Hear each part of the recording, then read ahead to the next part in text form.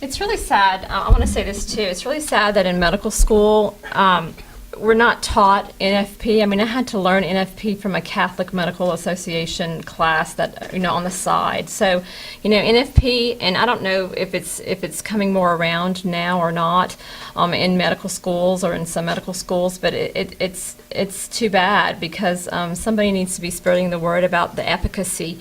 And I think that's one reason why Creighton is really good, that it's putting it's teaching physicians this method, and then the Institute for NFP at the Marquette, they're training doctors and training researchers on these methods that they can go out and because I know Dr. Faring, my professor, he's always talking to medical students and medical institutions on these methods and saying that these are efficacious methods. These are 98 to 99% effective. This is good medicine.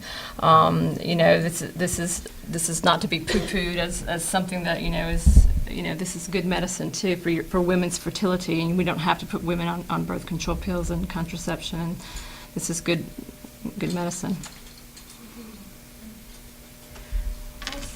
To echo what you are saying, I thought I had irregular cycles and told an OB that one time, and she immediately offered to put me on birth control, even though I didn't need it. I wasn't married, didn't have the lifestyle where you would want that, and I declined. Then later, when I took an NFP class and started charting, turns out I have very regular 40-day cycles. Mm-hmm. I mean, they're like clockwork. They're just not the 28 to 30 days that you're expected to be.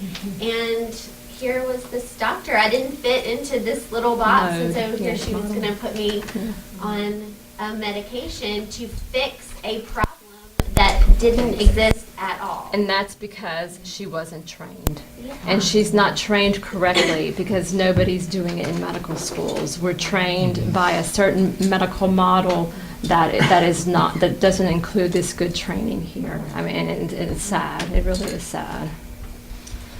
Seminaries are teaching priests now, though. I know Creighton's taught in at least 4 seminaries now. And at St. Cecilia's, the priest over there, he actually began his, but he had to write his thesis at the same time he was supposed to finish and do his final in Creighton, and he couldn't do both, so he had to finish his thesis. That's really exciting to me. One thing that Teresa didn't say, but I wanted to mention that I'm one of her clients, but NAPRO has also helped me. I have really early labors, and so NAPRO is actually following me right now to keep my pregnancy longer. Mm-hmm. So that's something that they do as well later on. And I didn't mention it, but it can be also used to evaluate why you're having recurrent miscarriages for those women. And I am high risk for miscarriage, and if it weren't for NAPRO, I would not be able to carry a baby to term at all.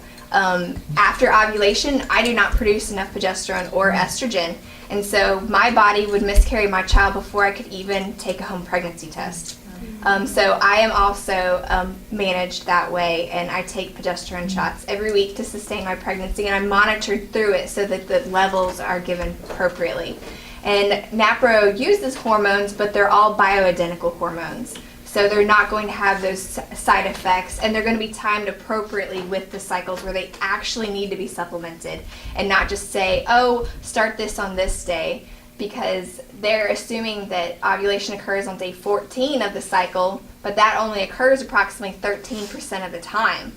So it's guesswork by a regular gynecologist or OBGYN, whereas with Creighton, we can time it very, very appropriately so we're not interfering with ovulation or any natural processes in the body.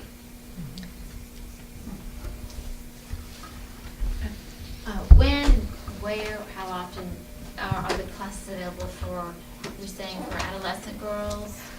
Usually mothers contact me. I want to organize the mother-daughter tea. I was going to do it earlier in the year, and then we had some pregnancy complications, so I had to back off on that.